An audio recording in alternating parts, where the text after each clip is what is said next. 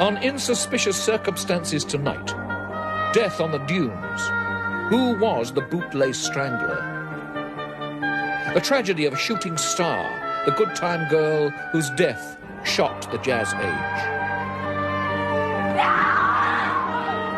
Why a body on a beach spelt disaster for a top politician.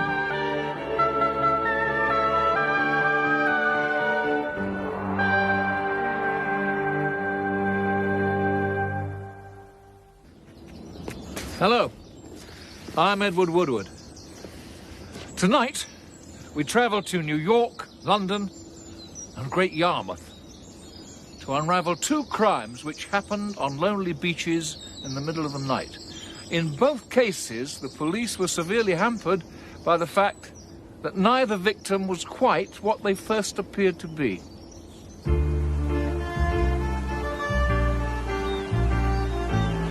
During the Great American Depression, the Long Island coast was a regular haunt of beachcombers. But on the morning of Monday, June the 8th, 1931, something more than just salvage was washed up with the tide.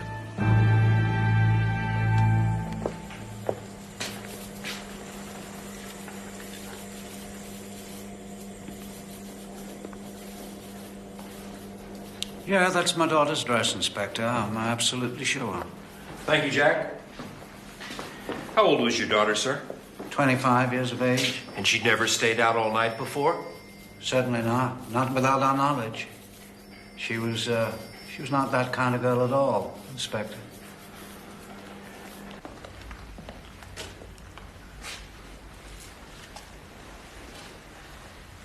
Is this your daughter, sir? My stepdaughter, Inspector. But she was always more like my own flesh and blood. Yeah, that's Starr Faithful. That's Starr with 2 R's, Faithful with 2 L's. She took my name when I married her mother. Of course, I reported her missing on Saturday. She didn't come home Friday night, which was most unlike her. The last time we saw her was that morning in our apartment. So, how does it look? Like a picture, honey. Oh, yes, very cheerful. Are you going out? Well, I might pop up town for lunch, and if Stanley, dear, can lend me a couple of dollars, I thought I might get my hair done at that salon in Grand Central. Time is right to make some waves. When can we expect you back, darling? Well, who knows? I may just find something to do this evening. I'll call you. No. Come back and let us know. Mother. Please. Mother, I'm a big girl now. The account they gave to the police of their own domestic circumstances made the faithful seem as if they'd stepped out of a pack of happy families. Starr, apparently, never took a drink, they said. Well, hardly ever. Liquor didn't agree with her. She was, it would seem, the most modest young lady in Manhattan. Wouldn't even walk round her apartment in bare feet. Surely, no 25-year-old could be that perfect. There was one incident. Stanley. I think you'd better tell Inspector King, my dear. Are you sure, dear? We're dealing with a case of murder here. Now, just a second, sir. Nobody said anything about murder. Oh, yes. It's murder. And I know who's responsible. When exactly was this incident, Mrs. Faithful? It was 5 years ago. June 1926. But I want your solemn assurance that nobody else will get to hear of this. Well, good morning to you too, Missy. Starr? Starr, what is it? Leave it.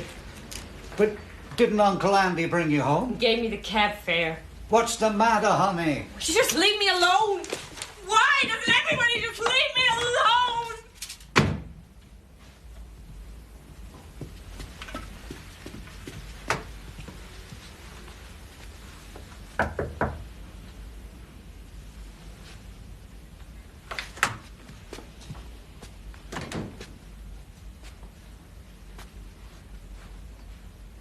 Come on, Starr, darling. You can tell Mommy. I don't want to talk about it. It's over. It's all over. Bye. What's the matter? Didn't you go to the theater with Uncle Andy? Oh, sure, he took me to the theater. And then he took me to the Astor Hotel. I know that, honey. It was a stormy night. He wanted to take care of you. You can say that again. He was gentleman enough to call and inform us. He was gentleman enough to register me as his wife. Stop. Baby, I have to ask you. Is this the first time he treated you this way? Exactly which way do you mean, Mother?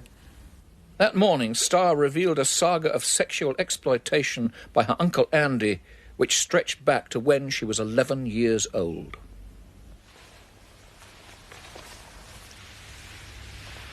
After consulting with her husband, Mrs. Faithfull reacted in the same way as any concerned, loving mother when told that her daughter had been systematically abused by her wealthy relation.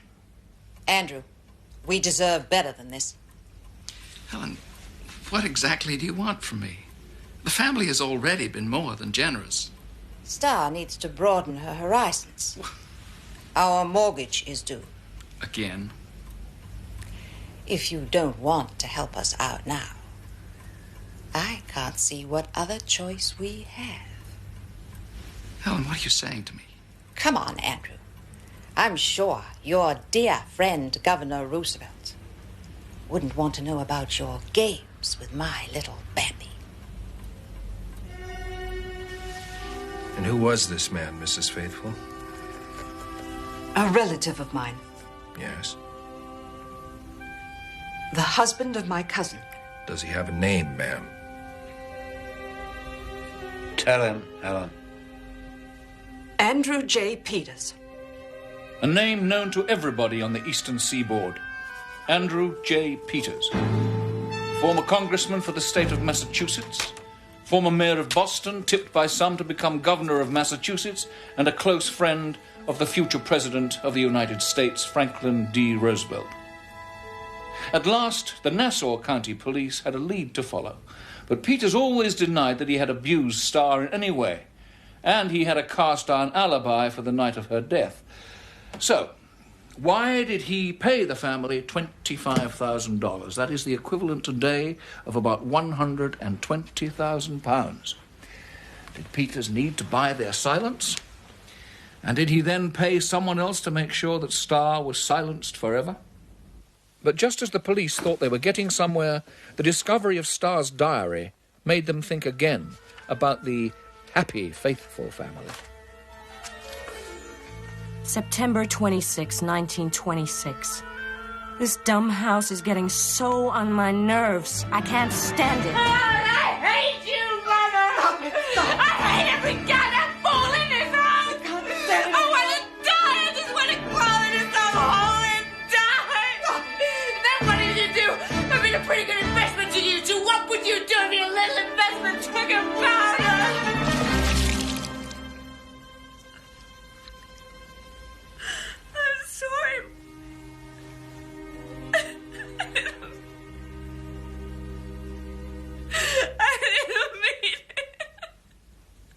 Starr's shifts of mood were violent and unpredictable. The Faithfulls finally had to admit to the police that they had sent her to one of the best psychiatrists in New York City. The remedy he prescribed was unconventional, to say the least. This is, I'm afraid, the result of her severe sexual trauma. What can we do? Well, I can only recommend, in the strongest possible terms, that you endeavor as soon as possible to provide her with a man with whom she might establish normal sexual relations. And what do you know? Stanley and Helen followed this advice to the letter. They approached an old family friend, an artist named Edwin McGargy, and asked him if he would kindly assist in Starr's rehabilitation. He didn't have to think twice about taking on the assignment. It was beginning to look as if the Faithfulls were a very peculiar family indeed. Oh, Edwin, what am I going to do? Mother can be so insufferable. Stanley's such a terminal loser. If I were a man, you know what I'd do? I'd run up, I joined the Foreign Legion. All that money they spent on my education. What am I fit for? Striking the right pose until the right man comes along. Whisks me away to suburban bliss. No, thank you. I just have to face it. There's never going to be any right man, not for me. I know what men want from me. Oh, gee, Starr. Isn't that a heavenly body? Ha ha, double ha. See, as if they think I don't know what's coming next. Men are so fundamentally dumb. Oh, I guess women must be even dumber to put up with them.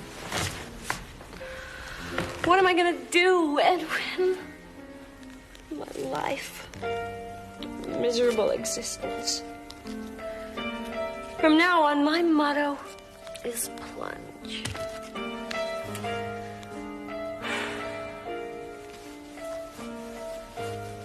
Starr was true to her word. She plunged into a series of glamorous cruises to Europe, paid for by Uncle Andy's blackmail money. When that ran out, she acquired a reputation around the piers as a good-time girl, continually trying to relive happier days by gate-crashing the send-off parties on the ocean liners before they set sail, where, even at the height of Prohibition, the drink still flowed freely. What we do most definitely need is another drink. I fully intend to flood the sewers this night. How about Texas? Where the heck is Texas? 48th and 5th. Oh, Fifth Avenue, where high-bred dogs walk their low-bred owners. As Dorothy Parker once said. Didn't you know? I moonlight on the New Yorker. The only thing you ever made up is your name. And the only thing you ever made up, sister, is your face. I suggest you try again. Hi. Joe Collins. No, Joe. Come on. I can't. Come on. I can't, no. No. You little tease. I'll show you. After that little escapade, Mr. and Mrs. Faithfull had to rescue their daughter from the psychopathic ward at Bellevue Hospital. Diagnosis: acute alcoholism. The police could no longer believe in Stanley's picture of Starr as a home-loving girl. So far, the police had only one suspect, the former mayor of Boston. But the only evidence against Andrew Peters came from the Faithfull family, and their respect for the truth was increasingly being called into question. But at this very moment, a witness from England was on his way to the United States with new evidence, which seemed to solve the mystery of Starr Faithfull.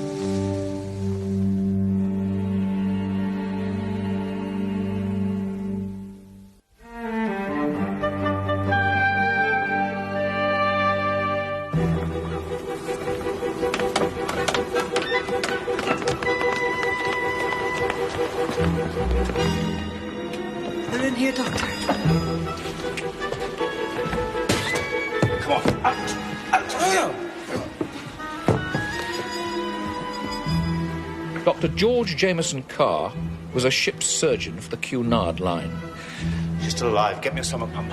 He'd first encountered Starr Faithfull in 1927 on the recuperative voyage she'd taken to England.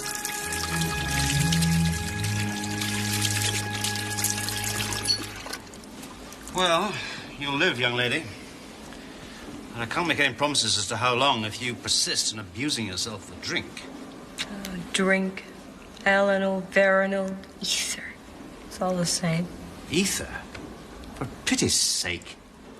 Sure. Any drugstore will sell it you for 18 cents. Please, Miss Faithfull, I want you to assure me, for your own sake, that you will never, ever do this again. I can't do that, Dr. Carr. I need it. Helps me forget the past. Would you look after me, Doctor? Please? I'd like that so much. Now, you get some sleep, and I'll see you tomorrow. She seemed very attracted to you, Doctor. She was a very disturbed young woman. I have to ask you this, Doctor. Were your feelings toward her in any way romantic? Please, Inspector. One finds it hard to be romantic about a young woman on whom one used a stomach pump. Well, what about her? Was she in love with you? I think Starr had the most appalling contempt for men that I've ever known. She hated them, deep down. She could only ever abide the thought of them when she was drunk out of her mind. And yet she craved their admiration, their attention. When did you last see her? The week before she disappeared. In my surgery, just before we set sail. Unfortunately, it was perfectly clear that she had not followed my advice. I haven't been drinking again. You promised me. Oh, so what if I have? There's no law against it. So, I'm desperate for you. Oh, don't be silly, Starr. Now, listen, you must leave this ship. We're about to set sail. Doctor. No, Starr.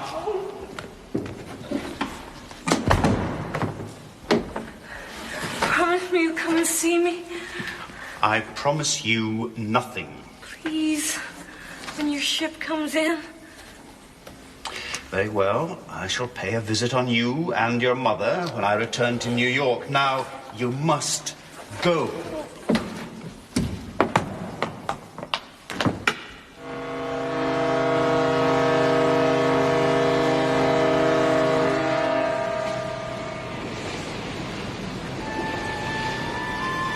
Starr? What are you doing here? Starr! Everything all right, sir? Poor sir, I'm afraid we've got a stowaway aboard. No! Don't let me go! You can't let me go! I'll swallow the gun and sit now! You can't let me go!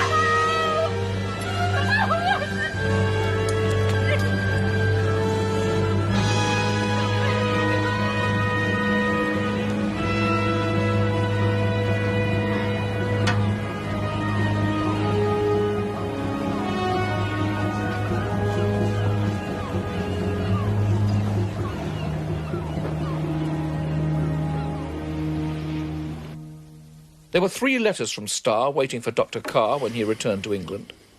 2 were full of remorse for the drunken spectacle she had made of herself. But as Carr read the 3rd letter, a chill of apprehension came over him. If one wants to get away with murder, one has to jolly well keep one's wits about one. It's the same way with suicide. If I don't watch out, I will wake up in a psychopathic ward. But I intend to watch out and accomplish my end this time. I want oblivion. It's a great life when one has 24 hours to live. I can be rude to people. I can tell them that they're too fat or that I don't like their clothes. And I don't have to dread being a lonely old woman or poverty, obscurity, or boredom. There is nothing I can do but what I'm going to do.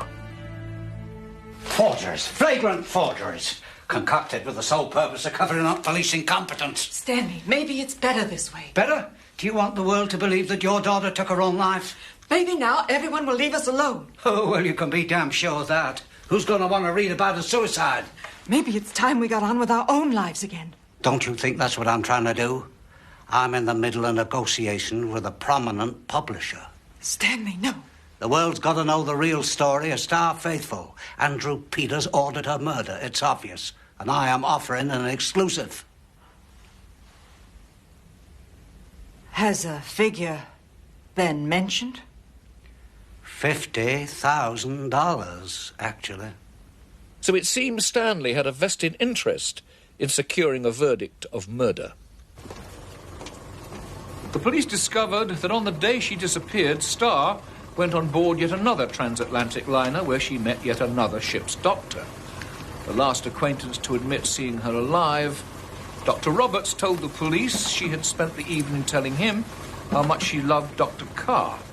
He didn't think that she was drunk, but she certainly was groggy. Most likely she'd taken drugs. Roberts said he had escorted her from his ship sometime after 10, and and she told him she was heading for yet another farewell party. There was no evidence that she ever arrived at that party, and the taxi driver was never traced. So, where did she end up that night?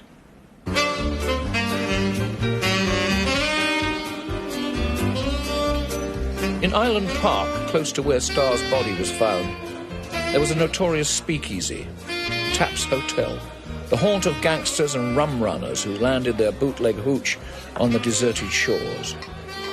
Several witnesses told the police that on the weekend Starr went missing, a man walked into the bar accompanied by a beautiful but somewhat unsteady young woman.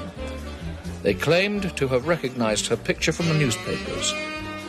The police were further informed that a bunch of the local hoods had discovered that there was something in Andrew J. Peters' past that made him a prime candidate for a shakedown, and that this politician had recently paid a rival gang $30,000 in hush money.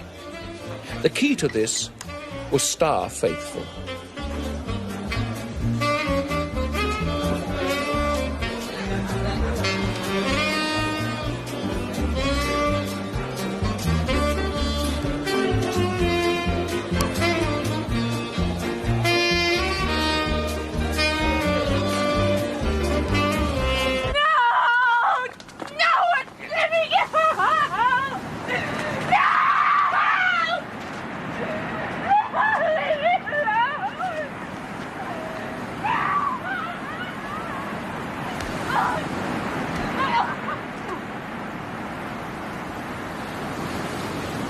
Was Starr's death the unforeseen result of a brutal attempt to shake this valuable information out of her? Well, the investigation got nowhere with this line of inquiry. But maybe that is not so surprising. The local chief of police was a regular customer at Taps Hotel, whose owners in those days of prohibition paid dearly for his protection. But if that was Starr there that night, perhaps there's a less conspiratorial explanation for what went on. And the clue seems to lie in her last letter to Dr. Carr. Nothing makes any difference now. I love to eat and can have one delicious meal with no worry over gaining.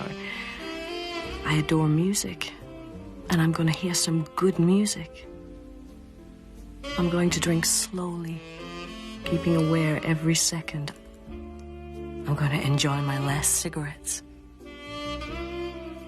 I won't worry because men flirt with me in the streets. I shall encourage them. I don't care who they are. I wish I got more pleasure sleeping with men. I'm afraid I've always been a rotten sleeper. It's the preliminaries which count with me. It doesn't matter, though.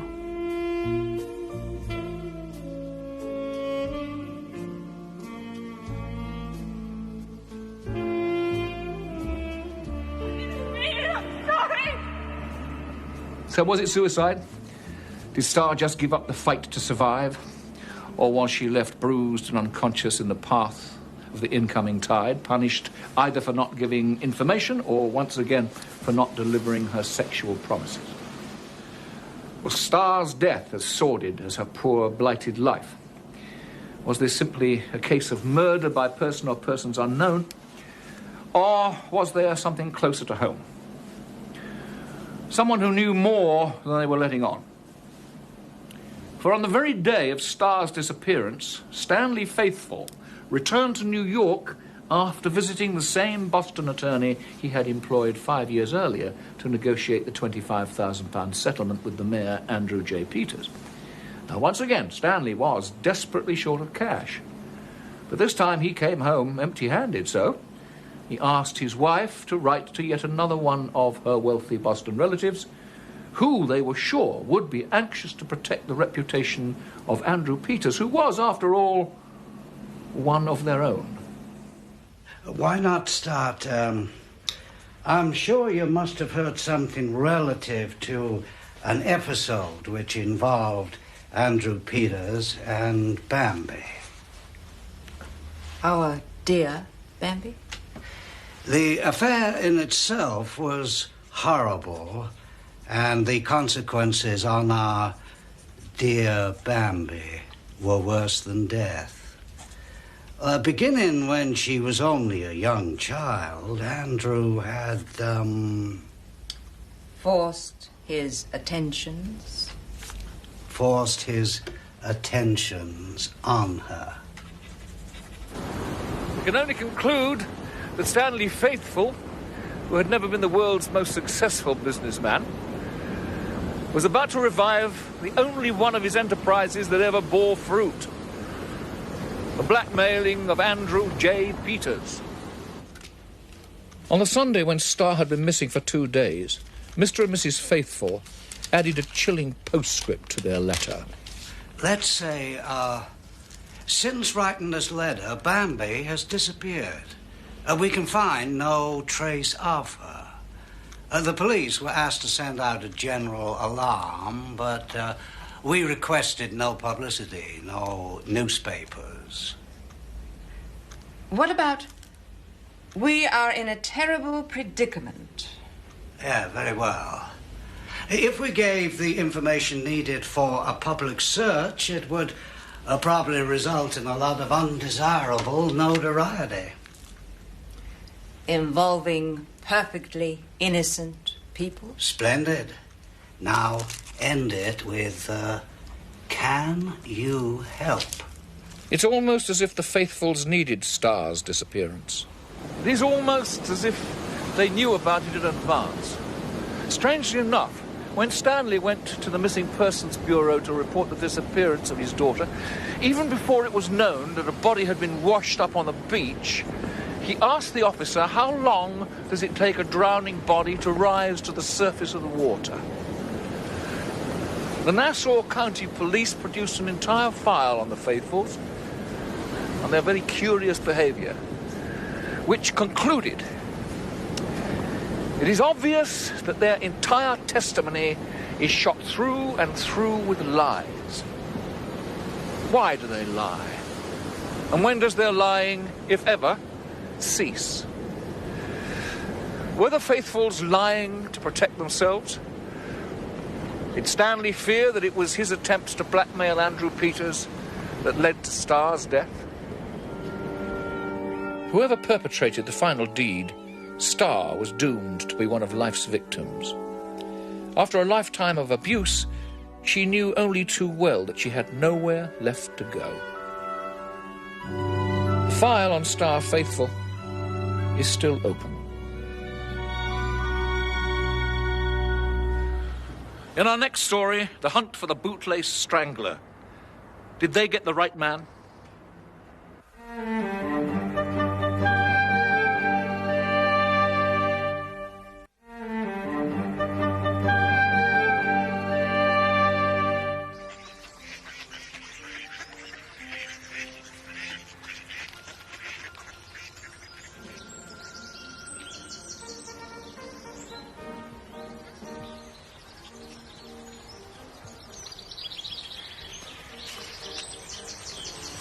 Guess who? Bert, what are you doing here? It's Sunday. It's sunny. I wanted to see you. I thought you had to be with your grandfather. What's happened? He's dead. He died last night. Well, early this morning. I'm so sorry. All the family are there. I just had to get away, and I wanted to see you, Alice. I'll be happy when it's just the two of us. You make me... I feel so different. It was a Sunday afternoon in London's Hyde Park. The year was 1900. Herbert Bennett, labourer, and his fiancée, Alice Meadows, parlourmaid, had known each other for only 3 months, but they were confident of their future together. Yet these were turbulent times. 6,000 miles away, England was at war with the Boers in South Africa. And that very morning, 100 miles away, in the sand dunes on Yarmouth Beach, a body had been discovered. Now, these seemingly remote events were about to touch the lives of this young couple, casting a shadow of suspicion and betrayal.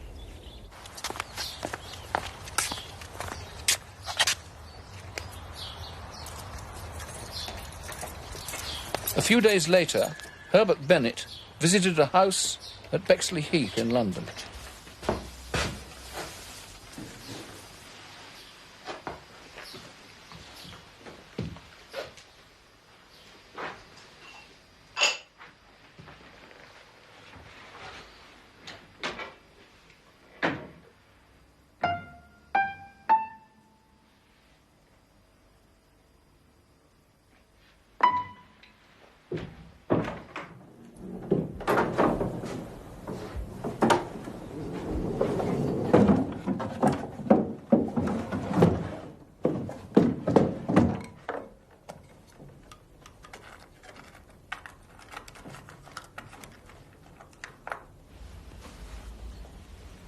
Is it real gold? South African gold. I bought it from my cousin Fred at Bexley. When am I going to meet some of your family, Bert? Never. Well, not Fred. He's up to north, taken his wife and baby and gone back to South Africa. I hope you've not spent too much, Bert. You're so cautious, Al. I can afford it for the future Mrs. Bennett. Come here.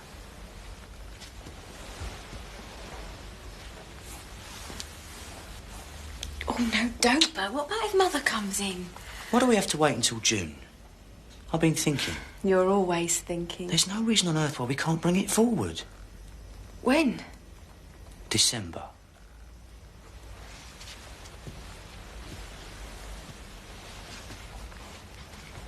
I bought Fred's furniture.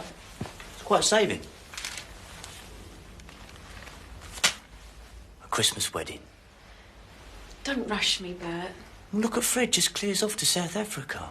You don't want to go to South Africa, do you? Not with the war on. I don't mean that.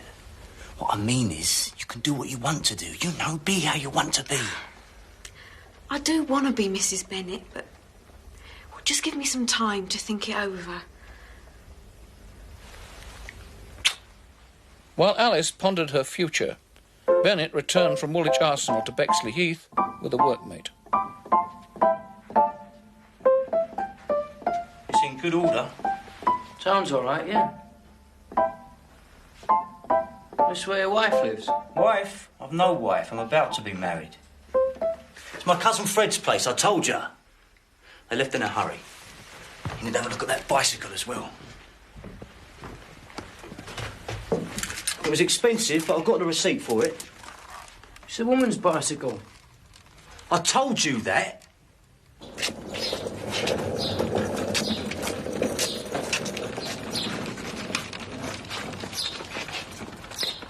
I've been wanting to tackle him about it. I forked out 23 quid, and that receipt was forged. He never paid 15 guineas for the bicycle.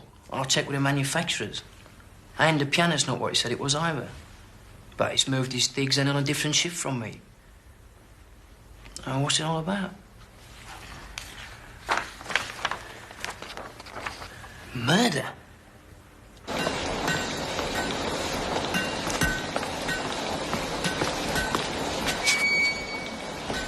Bennett, you trying to avoid me? You liar. Who's this? I am a police officer, and I arrest you for the murder of a woman named Hood on Yarmouth Beach on or about the night of the 22nd of September last. I don't understand what you mean. Never been to Yarmouth in my life. And I remind you that anything you say will be taken down in writing. And Bennett was lying. He had been in Yarmouth only that summer for a holiday with Alice. On their return, they had become engaged. So, why did Bennett lie? Did he have any connection with the murdered Mrs. Hood? Let's go to Yarmouth. It's Saturday night, September the 15th, a week before the murder.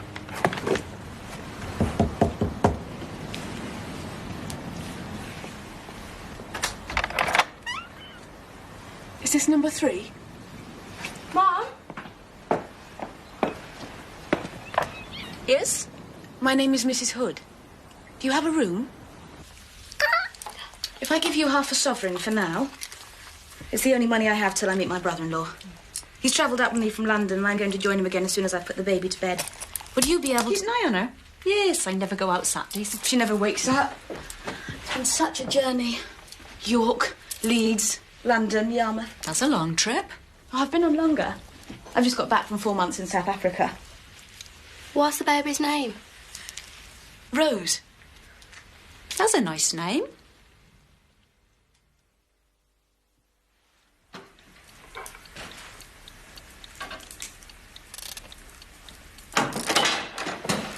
Oh, I'm sorry I'm so late. I was going to leave the door unlocked for you. Oh, I've had too much to eat and drink, really. We had a fish supper and then 3 drops of brandy. Well, your brother-in-law? Oh, he missed his train. He's having to spend the night at Yarmouth and get the first train home in the morning. He's madly jealous of me. I think he's in love with me. Oh, I'm a widow, in case you're wondering. Rose's father died a month before she was born. Has she been all right? Good as gold. Look at the birdie, Rose. Rose. Come on, Rose.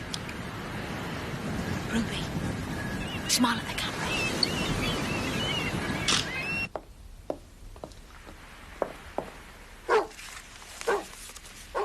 Who's that for? Mrs. Hood. That's from Woolwich. That looked like a man's handwriting. No one ever to me from London. I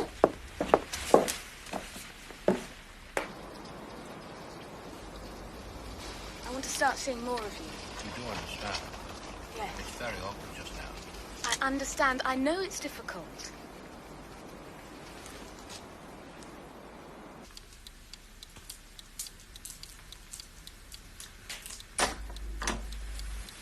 Mrs. Hood, you got a letter?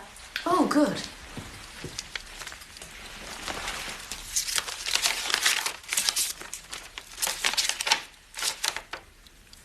Oh, dear. I won't be able to go out with Alice tomorrow evening. My brother-in-law's coming to see me. He's been ever so good to me and he wants to take me out. So, no theatre. That'll have to wait until next week, I'm afraid. You're staying on, then? Oh, yes. I'm enjoying myself.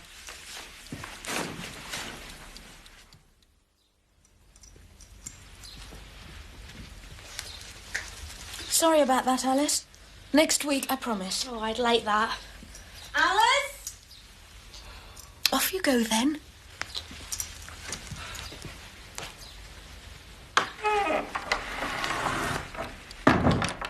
She has spent the while out and getting ready. Ah, must be someone special. Well, that's her brother-in-law. Do you like him? Or he like her?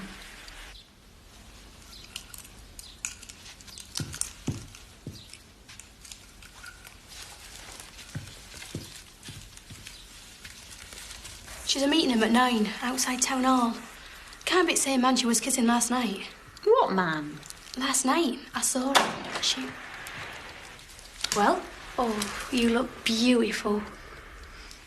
The baby's asleep. I may be late. Should I take a key? Oh, no, that'll be necessary. I'll leave the door unlocked. After all, tomorrow's Sunday and that's the thieves' day off. Bye-bye, then.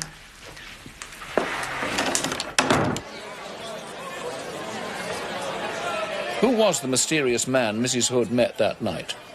Was it her brother-in-law, she said? Or was it someone else? A woman resembling Mary was seen drinking whiskey with a man in a grey suit who was reading a railway timetable. The next sighting came between 11 and midnight. How far do you want me to go? You don't know what I mean. Don't give me that. I mean, how far? Do you want to walk? No. I want to sit down. I'm sitting down now, here. I'm refusing. Come here. No, let's go.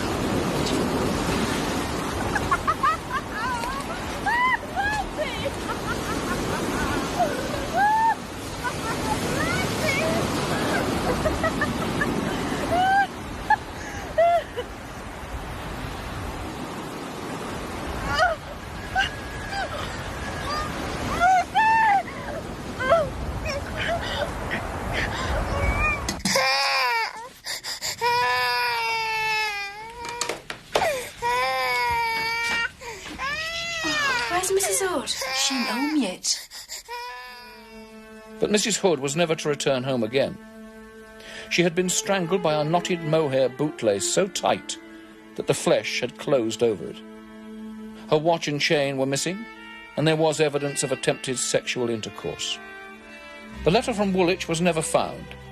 There was no trace of where Mrs. Hood came from. No one in Woolwich or in York answering her description. And there's these and all. I'd forgotten them. She put them up for the wash. But there was a laundry mark. The evidence of the photograph combined with a laundry mark was to lead finally not to a Mrs. Hood, but to a Mrs. Bennet, who lodged in Bexley Heath. And when the police visited her home, they discovered some of her possessions were missing, including a piano and a bicycle. We never paid 15 guineas for the bicycle. And the piano's not what I said it was either. The man who bought Mrs. Bennet's bike and piano told them where they could find Mr. Bennet. I don't understand what you mean. I've never been to Yarmouth in my life. All right, I have been to Yarmouth. But I went with my fiancée, not my wife. Look, you can get me for bigamy. But the fact is, I've not lived with my wife since January. I found a lot of letters in her pocket from another man.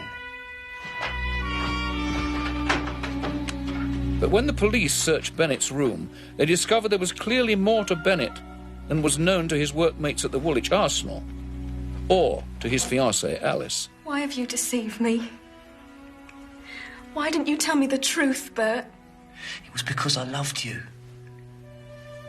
It doesn't matter what comes of me, believe what you like, but don't forget one thing. You are the only woman I have ever loved. It's all over now, Bert. All over? I'm all right and sure of the end. They can't do it. They can't prove me guilty. I had a wife and a daughter, though. All the rest. All that stuff. It was made up, wasn't it? I'm sorry I lied to you. To you. If I deceived you, it was because I loved you. I love you now. Do you think I did it? I don't. I'm innocent.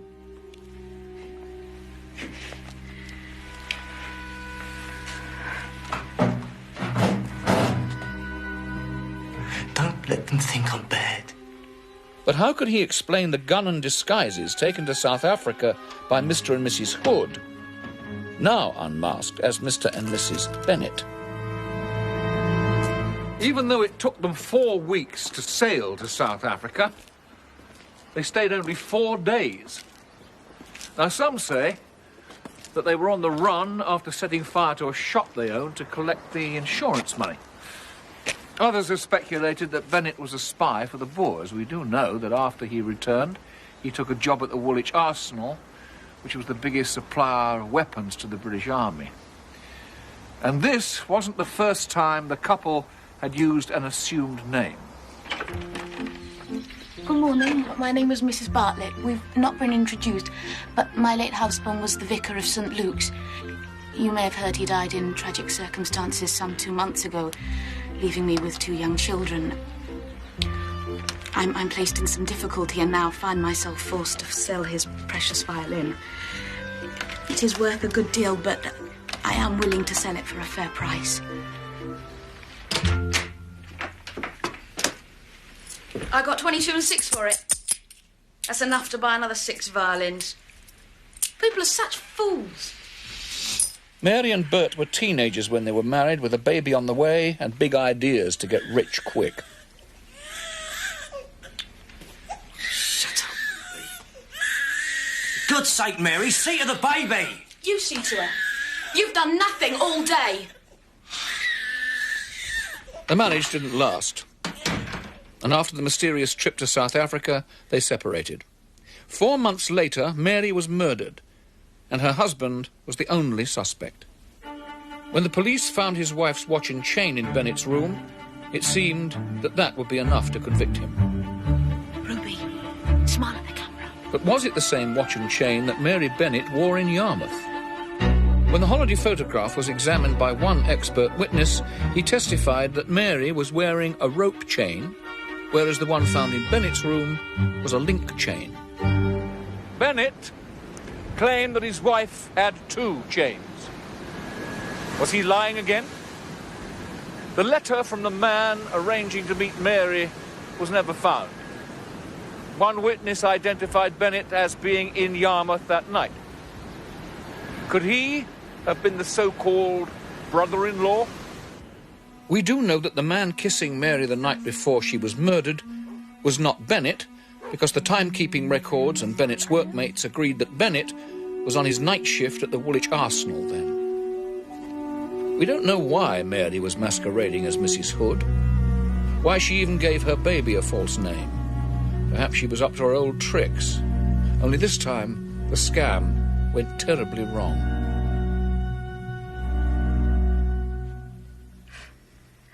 Oh, Bert. What's going to happen? What are they going to do to you? It'll be all right, Al. Trust me. Did Bennett kill his wife for the woman he really loved? He was a cheat and a liar.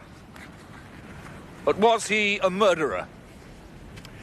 A month before Bennett's trial opened at the Old Bailey, a new witness came forward, an impeccable witness with no connections to Bennett.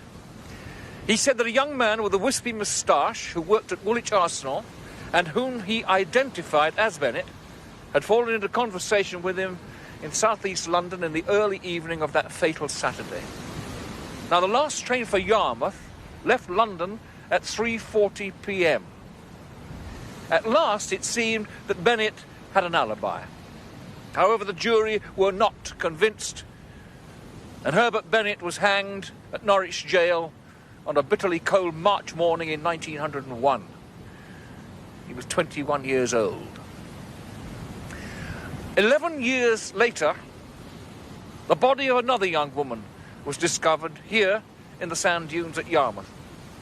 She had also been strangled with a mohair bootlace. Had the wrong man gone to the gallows, leaving the real murderer of Mary Bennett free to strike again? Or was this simply a copycat murder? Either way, this time, Bennett had the perfect alibi. Starr Faithfull and Mary Bennett both lived on the edge. The question is, what pushed them over? Were they in control of their own destiny, or were they caught up in a spiral of decline created by the malice of others? I'll be back soon with more true crimes committed in suspicious circumstances. Until then, good night.